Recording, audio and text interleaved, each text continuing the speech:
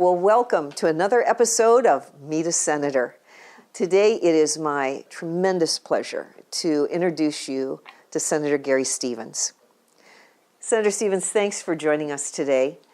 So this is to let folks get to meet you, learn a little bit about you. You certainly have been in the Senate and the legislature actually for a number of years. But first, tell us where you represent. What folks are you representing here?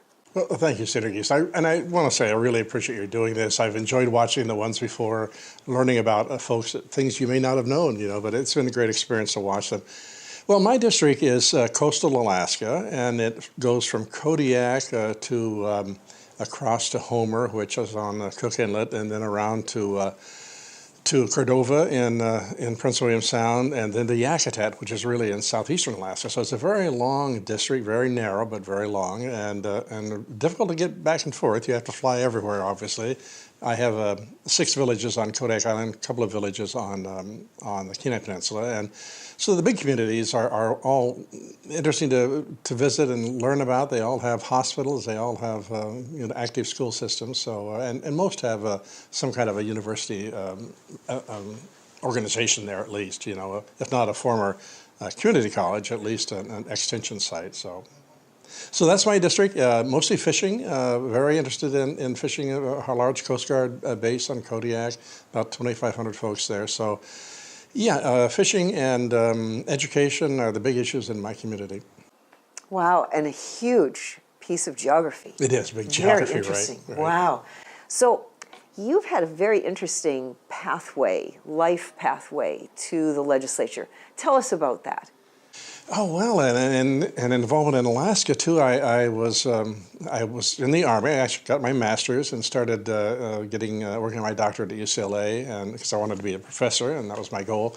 And I was drafted into the Army at that time, and during the Vietnam War, and then went into the Army. Went through Officers Candidate School and served for 3 years. And my last as an intelligence officer for the Army.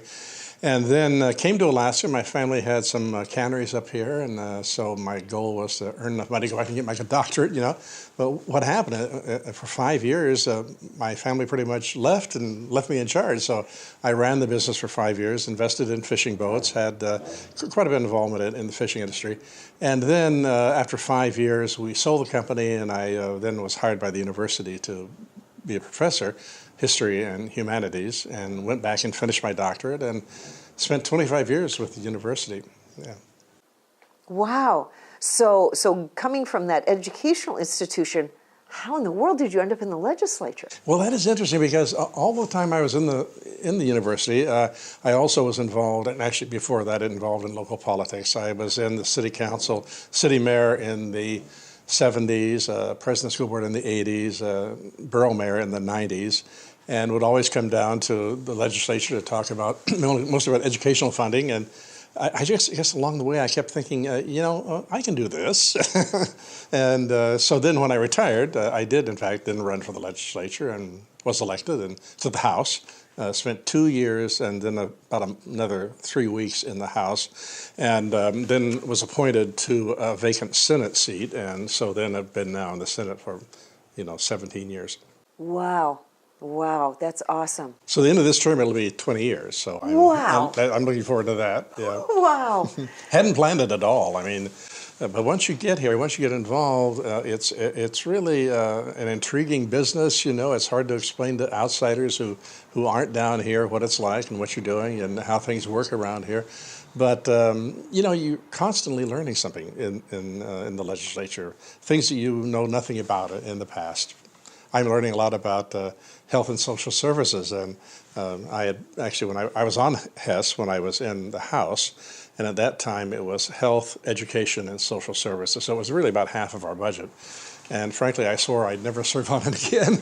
But then the chairman asked me this year if I'd do that, and so I agreed to do it. And I'm just learning a lot about Medicaid, which I honestly have not been much involved in the past. So, and certificates of need and things like that, that are very important, and we need to discuss them, we need to know more about them. So it's really I really would, to define the legislature, I think it's sort of like it's just this great learning experience. You're always learning something new. Interesting. So, so with their education background, you're kind of known as the education person, right? The expert in education. So, would you say that's your priority? How would you characterize your priorities? Well, that is interesting. I'm not sure that I'm the expert, but I have, I've taught for the university 25 years. I'm involved in the school boards, and so I certainly have had that experience. So that is primarily what I've been involved in, the university and K-12, but also fisheries. So those are really the two areas that I really concentrate on. Have a couple bills on fisheries this year, a couple of bills on education, university, and also K-12. So, you have to sort of specialize in a way because there's just so much going on here. But so that's been my main interest in the last few years. You've also served in leadership, though. You were the Senate president for a period of time. Right. And of course, now you're chairing Legislative Council, which you've done in the past as well. That is a huge responsibility. I really enjoy the Legislative Council. It is responsible for all of our LIOs around the state, the Legislative Information Offices, and really is responsible for running the legislature when we're not in session. So all of the employees and legislative affairs, it's really, but it's a fascinating committee because 7 members are from the House and 7 members are from the Senate. So it's one of the few committees where we have House and Senate members together. And they have to get along. We have to find ways to make things work. And so it's really been interesting. I've enjoyed that, enjoyed doing it again. And 4 years as Senate president. And also, you learn a lot along the way about how the organization works. And I was majority leader and rules chair and then Senate president. And so I've been through most of those chairs. Have sort of avoided finance, except last year I spent 2 years on finance, and that's a great experience too. I mean, you really do. You find out so much that you weren't aware of. So many elements of the legislature that people just don't see. Yes. I think one of your legacies is that ability to bring sides together, to bring people to agreement. And so I've really appreciated watching you execute that. Well, thank you. I appreciate your saying that, and it's hard. I mean, anytime you're in leadership, you've got to listen, as you well know. You've got to hear people. You've got to be actively involved in trying to understand where people are coming from, and that's really true in any leadership position. And I think what I've come to realize too is that. Leadership is hard, and I was talking to a group of students about leadership here recently, and I was trying to explain to them why. I said, well, has anyone told you how hard leadership is and that you could get hurt? And they said, well, no, we haven't heard that. They were just talking about how great it is to be in leadership, how you're always in a position and maybe people respect you or respond to you. But also being in leadership is very tough. And I think that to understand that we've all got bumps and bruises from being in leadership. We've all got maybe scars from making decisions that others may not be too happy with. But I think that's an important element of leadership, too, is to realize that it's not all roses. It's there can be bad times, too. Yes, yes. Well, thank you so much for joining us today. Thank you for your military service.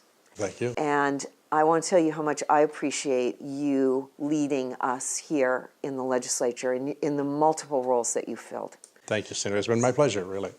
Thank you for joining us today.